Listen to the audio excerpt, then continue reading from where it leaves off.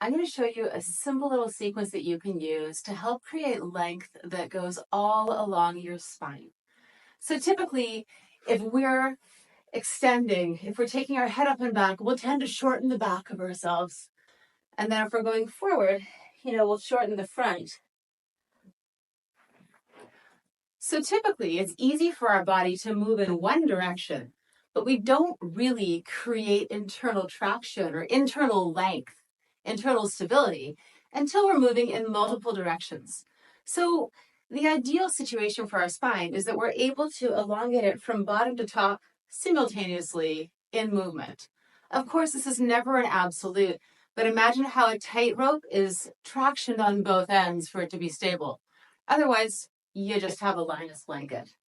So anyhow, we're going to take the typical cat-cow movement, and I'm going to give you just a couple of cues to help yourself create length that moves all along the spine. You'll want a yoga block. First of all, take the yoga block in between your hands. You can do this seated or standing. And just extend your arms up and down. Now, if you do this a few times, you'll start to feel all the muscles that live beside your spine start to activate. You're welcome to do so. What we're going to do right now, though, is move on. And I want you to squeeze the block together and then move your ribs back away from it. And then move your sternum towards the block. This works squeezing it together. It can also work pulling it apart. What you want to do is start to find the muscles that are moving your ribs in between your scapula. So the rib cage is starting to unglue itself from the shoulders. Then hold the block in front of yourself. Again, squeeze it or pull it apart.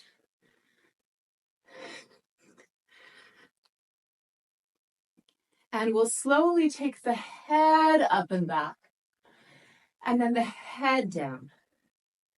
So this helps you to find the motion of the cervical spine, separating it from bringing the block with you, which would be taking the shoulders and the ribs with that motion.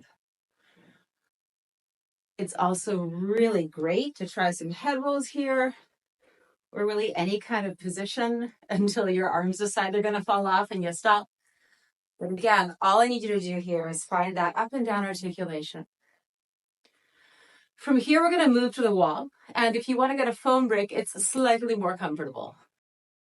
So you're going to take this brick and you're going to place it right up at the crown of your head.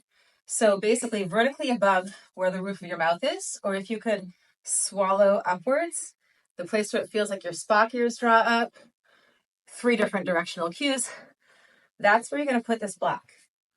Once you have that, you're going to move into a kneeling quadruped position, and you're going to push your head into the wall through the block.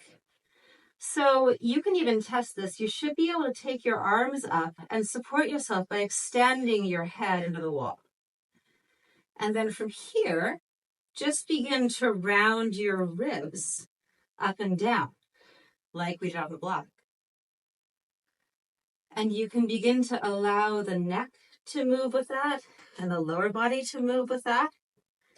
And eventually even loosen the pressure of your head enough that you can roll your skull on the block as you move. But don't lose it.